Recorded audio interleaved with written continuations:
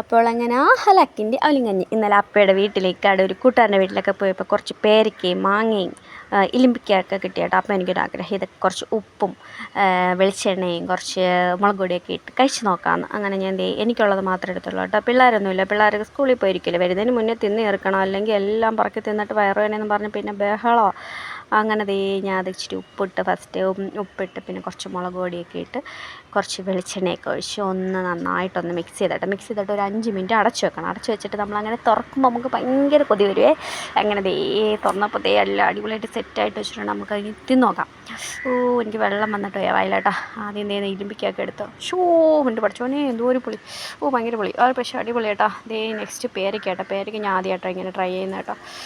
അടിപൊളി സൂപ്പർ കേട്ടോ, അടിപൊളി. പിന്നെ ജസ്റ്റ് മാങ്ങ നോക്കട്ടെ, മാങ്ങ പുളിയുണ്ടോ? പുളിയുണ്ട്. സൂപ്പർ അടിപൊളി. നല്ല ടേസ്റ്റുണ്ട്. വാമൻ ചേച്ചി ഇരുന്ന് പറയുന്നത് കേട്ടോ സൂപ്പറെന്ന്. അപ്പോൾ ബൈ, ഇത് തന്നെ തീർന്നിട്ട്